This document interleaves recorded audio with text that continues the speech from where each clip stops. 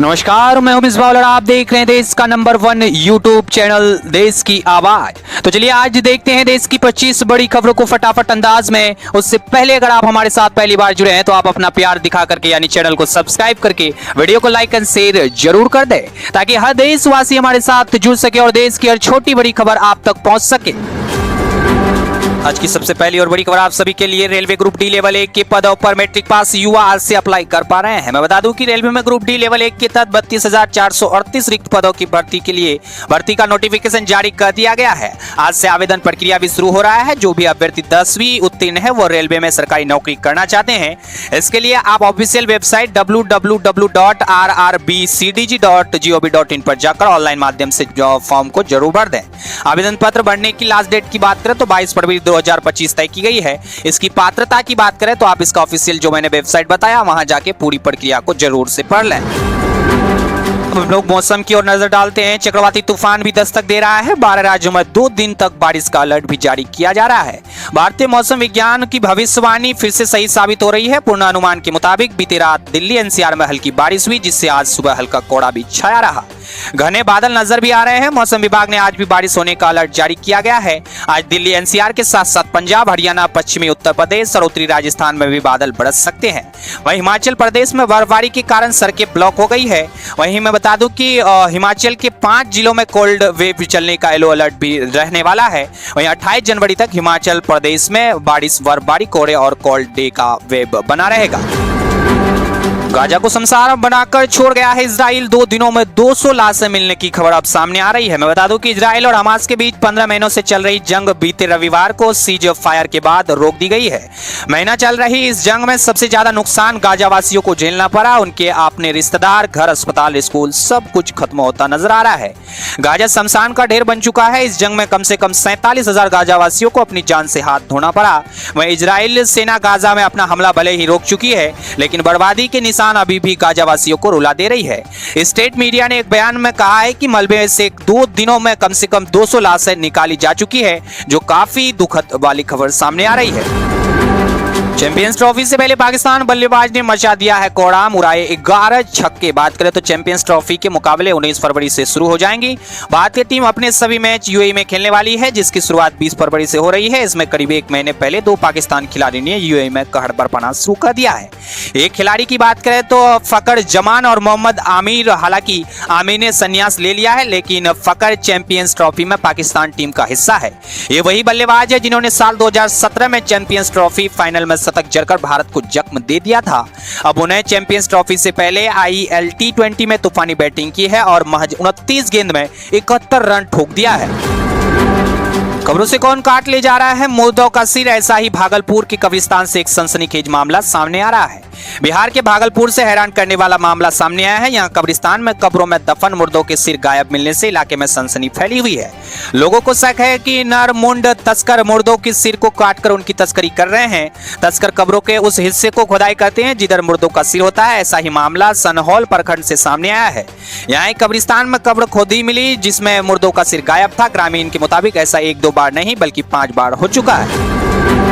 जम्मू कश्मीर में रहस्यमय बीमारी ने अब तक 17 लोगों की जान ले ली है। बात करें तो जम्मू कश्मीर के राजौरी जिले के बदाल गांव में अज्ञात रहस्यमय बीमारी का प्रकोप बढ़ता ही जा रहा है। बात करें तो बदाल गांव में बीते 44 दिन में 17 लोगों की मौत हो गई है, जिसका कारण अभी तक पता नहीं चल पाया है। प्रशासन ने अब पूरे गाँव को कंटेनमेंट जोन घोषित कर दिया है। वहीं गाँव में बाहरी लोग के आने पर रोक लगा दी गई है और प्रभारी परिवारों को भी घरों में रहने को कहा गया है। एक नजर हम लोग यूपी में डाल लेते हैं, क्योंकि यूपी में जमीन रिकॉर्ड देखने की प्रक्रिया अब ऑनलाइन कर दी गई है। उत्तर प्रदेश सरकार ने नागरिकों को अपनी जमीन के रिकॉर्ड को आसानी और ऑनलाइन तरीके से दिखाने की सुविधा प्रदान की है। यूपी भूलेख पोर्टल के माध्यम से आप अपनी जमीन का खाता, खसरा नंबर, वहीं खातेदार के नाम रिकॉर्ड देख सकते हैं। ये प्रक्रिया बहुत ही सरल और सुविधाजनक बना दिया गया है। सरकारी आदेश के मुताबिक रिकॉर्ड देखने के बाद आपको अपनी जमीन के विवरण को ध्यान से चेक करना चाहिए। यदि कोई जानकारी गलत पाई जाती है तो आप संबंधित कार्यालय से संपर्क कर सकते हैं। साथ ही गलती में सुधार के लिए आवेदन भी दे सकते हैं। रुख बिहार की ओर बढ़ते हैं। बिहार के इन 97,000 शिक्षकों पर कार्रवाई की जा रही है। मैं बात करूं तो बिहार में 97,000 टीचरों पर सख्त कार्रवाई हो सकती है। अगर उन्होंने अपना प्रशिक्षण प्रमाण पत्र ई शिक्षा कोष पोर्टल पर अपलोड नहीं किया तो इन पर एक्शन लिया जा सकता है। बिहार सरकार ने स्पष्ट किया है कि 97,000 शिक्षकों का प्रशिक्षण प्रमाण पत्र पोर्टल पर नहीं है। ये शिक्षक इस वित्तीय वर्ष 2024-25 में एक बार फिर से सेवाकालीन प्रशिक्षण प्राप्त नहीं कर पाए हैं और न ही उन्हें किसी संस्थान का टैग किया गया है।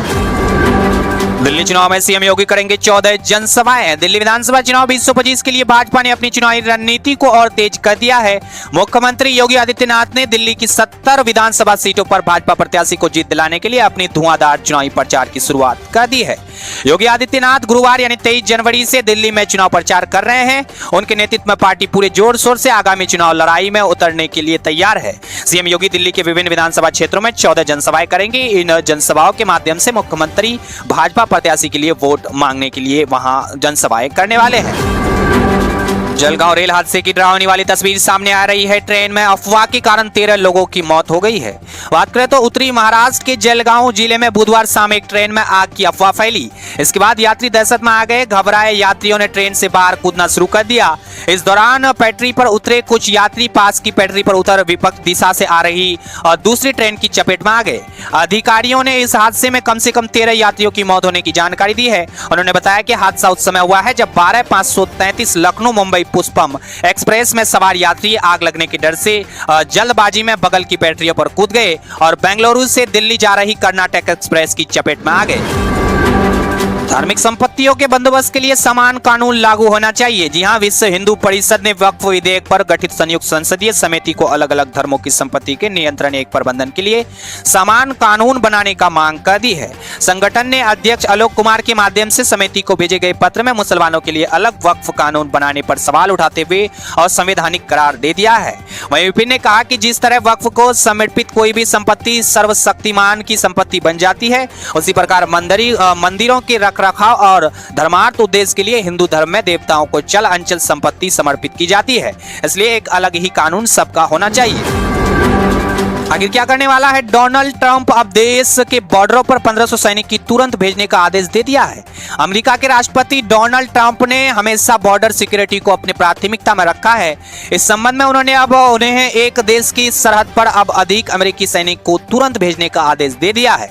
यह देश अमेरिका के साथ बॉर्डर शेयर करता है। दरअसल ट्रंप ने मैक्सिको अमेरिका सीमा पर 1500 अतिरिक्त सैनिक भेजने का आदेश दिया है। ये कदम अवैध घुसपैठ और प्रवासी के मुद्दों से निपटाने के लिए उठाया गया है।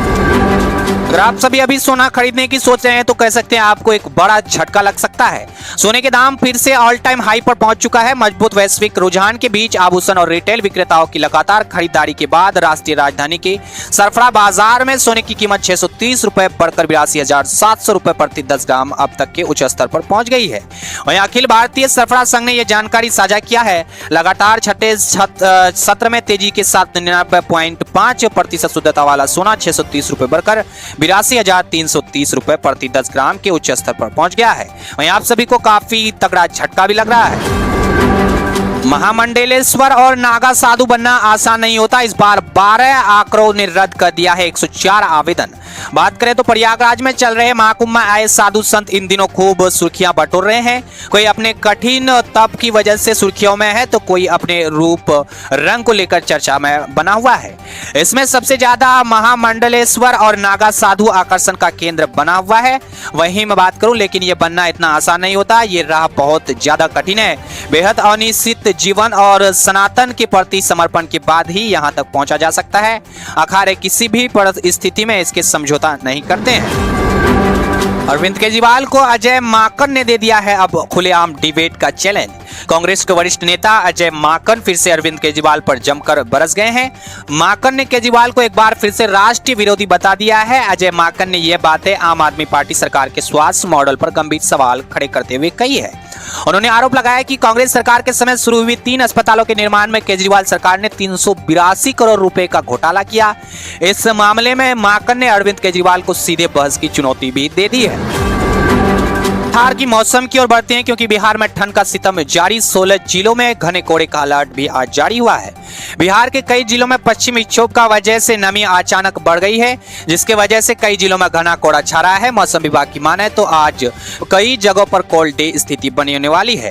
वहीं मौसम विभाग ने 16 जिलों में घने कोहरे का अलर्ट भी जारी कर दिया गया है। मौसम विज्ञान केंद्र ने 27 जनवरी को हल्की बारिश की संभावना जताई। पिछले 24 घंटे के दौरान रोहतास जिले सबसे ठंड रहा नजर आया है। विकेट लेने के बाद पाकिस्तान गेंदबाज ने पुष्पा स्टाइल में सेलिब्रेट किया है और इसका वीडियो काफी जोर से वायरल भी हुआ। पाकिस्तान गेंदबाज ने विकेट लेने के बाद पुष्पा के स्टाइल में सेलिब्रेशन किया है, जो सोशल मीडिया पर तेजी से वायरल भी हो गया। Allu Arjun style star film Pushpa और फिर पुष्पा 2 ने दुनिया भर में खूब धूम मचाई। फिल्म का इतना गहरा असर हुआ है कि पाकिस्तान गेंदबाज भी विकेट लेने के बाद पुष्पा के स्टाइल में जश्न मनाते हुए नजर आ रहे हैं। अब महाकुंभ मेला में AI चैट बॉक्स का नया अवतार आ गया है, जिससे आप सभी को काफी बड़ा फायदा मिल सकता है। प्रयागराज महाकुंभ में करोड़ों की संख्या में श्रद्धालु पहुंच रहे हैं। उन्हें किसी प्रकार की समस्या का सामना न करना पड़े, इसको लेकर सरकार व्यवस्था कर रही है। तीर्थयात्रियों को जरूरत सुविधाओं और सूचनाओं की तलाश में भटकना न पड़े, इसको लेकर एक नया चैट बॉक्स लगाया गया है। वहीं आधिकारिक बयान के मुताबिक 3 नई सुविधाओं से लैस आर्टिफिशियल इंटेलिजेंस यानी AI आधारित चैट बॉक्स का उद्देश्य महाकुंभ मेले में आए श्रद्धालु के अनुभव को बेहतर बनाना है। चैट बॉक्स यूजर को उसके 1 किलोमीटर के दायरे में पार्किंग स्थलों, फूड कोर्ट और अस्पतालों के बारे में सटीक जानकारी भी प्रदान कर रहा है। पहले कागजों में बसाया फर्जी गांव, फिर कराया विकास, अफसरों ने हर पे 45 लाख रुपए। बात करें तो पंजाब के फिरोजपुर जिले में हैरान करने वाला मामला सामने आया। यहां सरकारी अधिकारी ने लाखों हड़पने के चक्कर में कागजों में एक फर्जी गांव बसा दिया, जिसके नाम पर केंद्र सरकार से 45 लाख की राशि ली गई। इसके बाद विकास कार्य कागजों में ही रहा। वहीं इस मामले का खुलासा सालों बाद RTI के जरिए हुआ है। जिला प्रशासन ने इस पूरे घोटाले की जांच का आदेश भी दे दिया है। उत्तराखंड निकाय चुनाव के लिए वोटिंग आज जारी हो गया है। बात करें तो उत्तराखंड में निकाय चुनाव हो रहा है और बैलेट पेपर के जरिए वोट डाले जा रहे हैं। चुनाव के लिए 1515 मतदान केंद्र और 3394 मत स्थल बनाए गए हैं। इसके अलावा चुनाव प्रक्रिया को सुचारू बनाने के लिए 16,284 कर्मियों और 25,800 सुरक्षा कर्मियों की ड्यूटी भी लगा दी गई है। वहीं देहरादून में 11 नगर निगम और 43 नगर पालिका और 46 नगर पंचायत के लिए बैलेट पेपर से वोट डाले जा रहे हैं। वहीं इस चुनाव में मेयर, पालिका अध्यक्ष, नगर पंचायत अध्यक्ष सहित पार्षद, सभासद के 5000 से ज्यादा प्रत्याशी मैदान में उतरे हैं। वहीं करीब 30 लाख मतदान अपने मतदान आज उपयोग कर रहे हैं। किसान आंदोलन पर हम लोग एक नजर डालते हैं। गणतंत्र दिवस पर ट्रैक्टर मार्च निकलने वाले हैं किसान। बात करें तो किसान आंदोलन से दूरी बनाए रखने वाली खाप पंचायतों ने अब किसान संगठन के साथ मिलकर आंदोलन में शामिल होने का फैसला ले लिया है। वहीं काप की कार्यकारिणी की बैठक में प्रधान सुरेश पोकाट की अगुवाई में 26 जनवरी को ट्रैक्टर मार्च निकालने पर चर्चा हुई। साथ ही चेतावनी दी गई है, अगर 14 फरवरी तक किसान नेता और डेलवाला की मांगों पूरी नहीं हुई तो उत्तर भारत की खाप पंचायत मिलकर बड़ा आंदोलन करने वाली है। एक नजर हम लोग आज की पेट्रोल डीजल की प्राइस के ऊपर नजर डाल लेते हैं, क्योंकि क्या कुछ आज रेट चल रहा है मैं बता दूं। दिल्ली में पेट्रोल की बात करें तो 96.65 रुपए और डीजल 89.82 रुपए प्रति लीटर। मुंबई में हम लोग नजर डालें तो पेट्रोल 106.31 रुपए और डीजल 94.27 रुपए।